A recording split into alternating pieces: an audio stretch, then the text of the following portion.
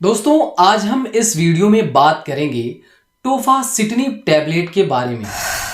क्या है इसका यूज़, इसे हमें कब इस्तेमाल करना चाहिए, क्या है इसके फायदे और क्या हैं इसके साइड इफ़ेक्ट्स और सावधानियां, ये कितने रुपए की होती है और यह किन किन नामों और कंपनियों की आपको मार्केट में आसानी से मिल सकती है।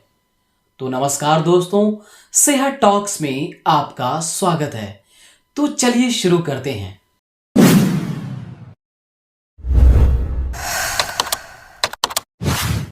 दोस्तों, टोफासिटनिब टैबलेट का इस्तेमाल विभिन्न प्रकार के ऑटो इम्यून डिसीज के इलाज में किया जाता है।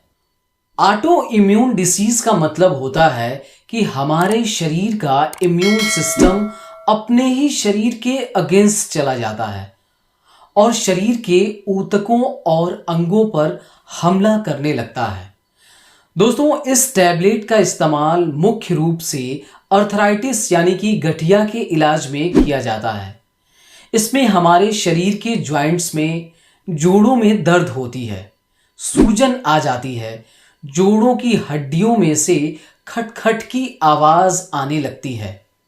एंक्योलासिस स्पॉन्डिलाइटिस के इलाज में इसमें हमारे शरीर की रीढ़ की हड्डी में सुबह के समय दर्द और जकड़न महसूस होती है, जोड़ों में दर्द और सूजन हो जाती है, तो इसमें भी इस टैबलेट का इस्तेमाल किया जाता है। स्किन सोराइसिस में, जिसमें त्वचा पर लाली और पपड़ी बनने लगती है। सोराइसिस अर्थराइटिस में, जुवेनाइल इडियोपैथिक अर्थराइटिस में, जो एक प्रकार का गठिया ही है जो बच्चों में जोड़ों को प्रभावित करता है। तो दोस्तों, ये है टोफा-4 टैबलेट जो कि लीफोर्ड कंपनी की होती है। इसमें टोफासिटनिब 5 मिलीग्राम में होता है। बात करें इसके एमआरपी की तो यह 350 रुपए की होती है।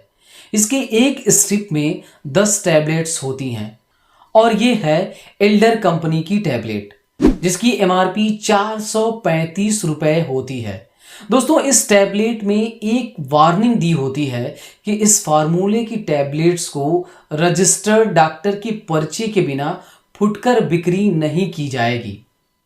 तो ये एक वार्निंग होती है। दोस्तों, यह मेडिसिन एक जेनस कीनेज इनहिबिटर है, यानी कि यह जेनस कीनेज ब्लॉकर होती है। जेनस कीनेज एक एंजाइम होता है जो कोशिकाओं में सिग्नलिंग पाथवे में ऑटो इम्यून डिसीज में ग्रोथ का कारण बनता है। यह टैबलेट ऑटो इम्यून डिसीज जैसे गठिया रोग में दर्द, सूजन और इन्फ्लामेशन होता है, वह उसे कंट्रोल करती है। दोस्तों, यह टैबलेट कैसे काम करती है?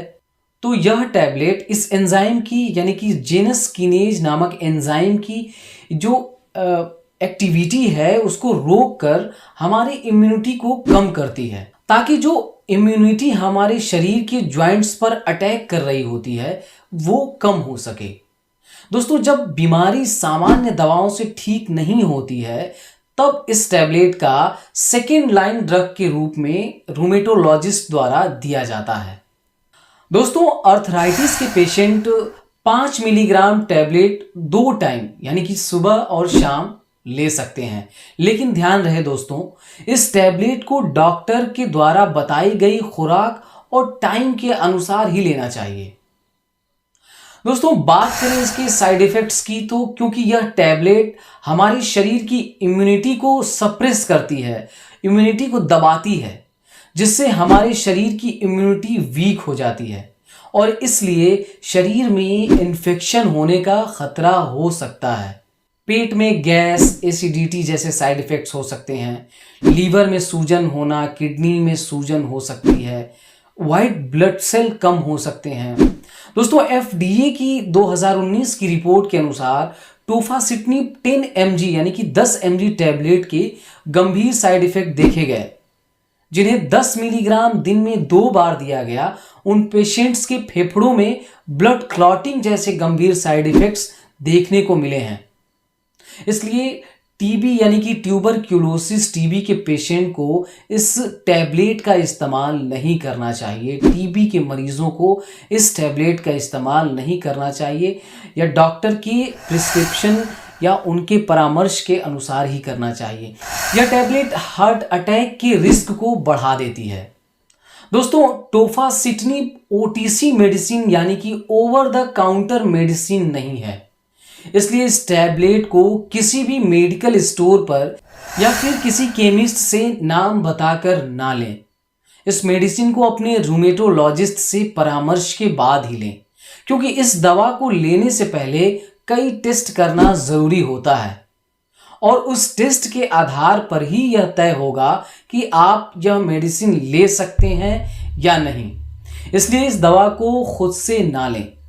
दोस्तों, यदि आपको हार्ट संबंधी समस्याएं जैसे कि ब्लड प्रेशर, कोलेस्ट्रॉल बढ़ा हुआ है या फिर मोटापा है, डायबिटीज़ है, लीवर संबंधित समस्या है या किडनी से रिलेटेड कोई प्रॉब्लम है, तो ऐसी कंडीशन में इस दवा का सेवन ना करें।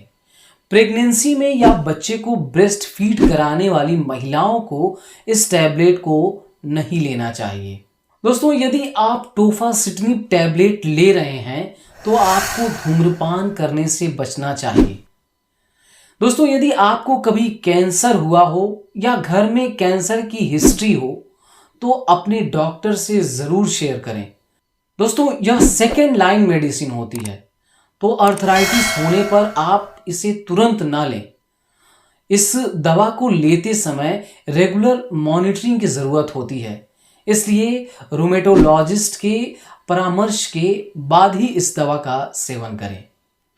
दोस्तों, यदि वीडियो यूज़फुल और अच्छी लगी हो तो वीडियो को लाइक करें, शेयर करें और सेहत से जुड़ी ऑथेंटिक जानकारियों और दवाइयों के बारे में जानकारी पाने के लिए हमारे चैनल सेहत टॉक्स को सब्सक्राइब करें। धन्यवाद।